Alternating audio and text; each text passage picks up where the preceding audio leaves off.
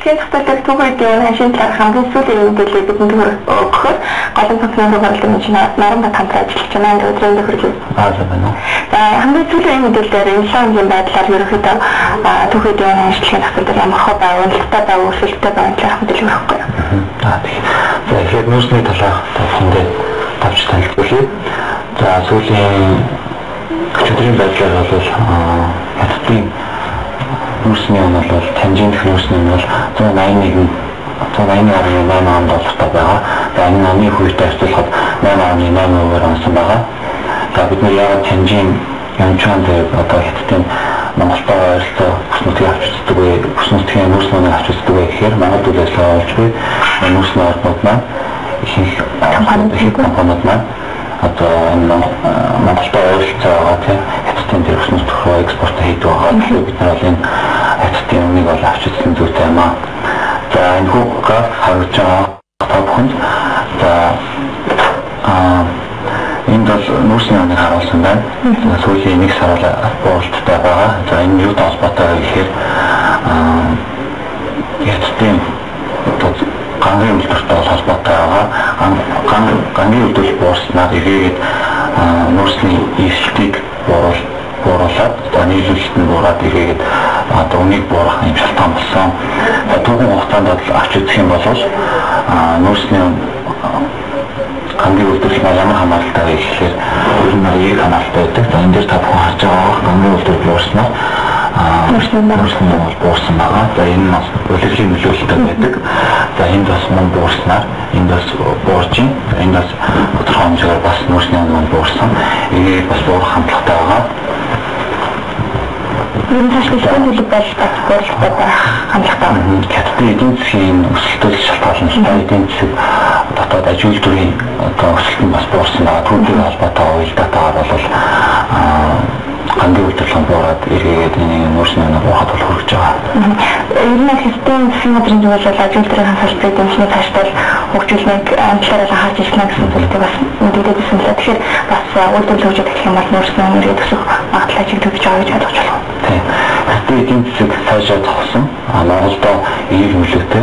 Яагаад вэ гэхээр манайх ч онголцоо хятад руу экспорт хийж байгаа улуурхан бүтээгдэхүүнүүдээ тэр ч утгаараа хятад төсөөд авах юм бол манайхаас дагаад төсөөд нүүрсний оноо өсөд манайд орж ирж байгаа орлого маань нэмэгдэнэ гэсэн үг. Дараагийн шүтээ ямар мэдээлэл? За дараагийнхаар бол цэсийн үнийг та бүхэндээ харуулъя. Цэсийн үнийг ерөнхий урт хугацааны хандлагыг авч үзье. За энд бол оны их үетэй харьцуулсан графикийг та бүхэн харж байгаа бах.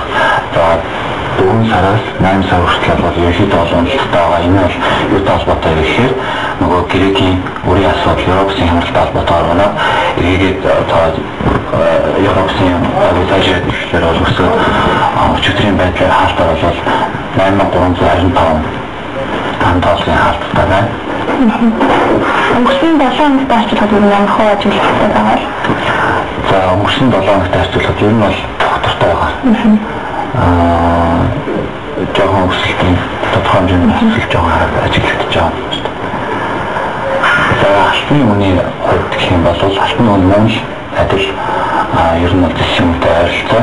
Тэгээд үүн сараас нөгөө Европын хямралтай холбоотойгоор мөн л гэхлээр 8 сараас өссөн байгаа.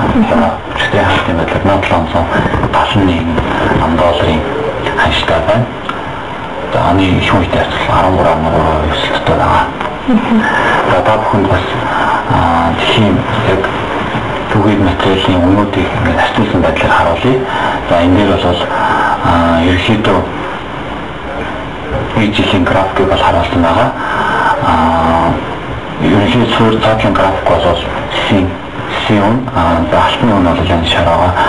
Алтны үн, цэсийн үн бол хоорондоо ер нь бол эерэг корреляцтай хамтлаг шинж байгаа.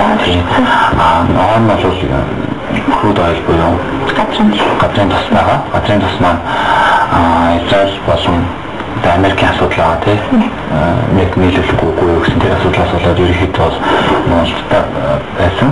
Одоо ер нь бол одоо өчигдрийн хаалтын байдал бол 111 $100 байна. Ямар тэмдэглэсэн? За ямар тэмдэглэл нь бол төмрийн өдрийн ханш байгаа. Нэлээд амжилттай. Энэ бол яг хятадын Юнчаны төмрийн өдрийн ханш байгаа.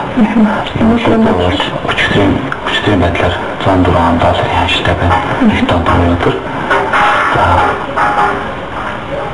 сүүлийн 8 сард бол уналттай. Одоо 9 сар хастуун өсөж тогтвортой төвшөнд ирнэ очсон. Өнгөрсөн сарын болоод харж хат $98 тэмцэж байгаа шиг одоо баг зэрэг маш өсөлттэй байгаа гэсэн үг юм. Тэгээд мэдээлэл өгсөн байлаа. Баярлалаа. Тэгээд маркетинг төлбөрийн дараагийн даваатаа хүндрэлээ түүхий дээр шинэ ахлын мэдээллийг бидний холомсгоц компани загалан техникийн хөрөлтийн менежер Мармат бидэнтэй бид нэрүүлэн том мэдээлэл өгсөн байлаа.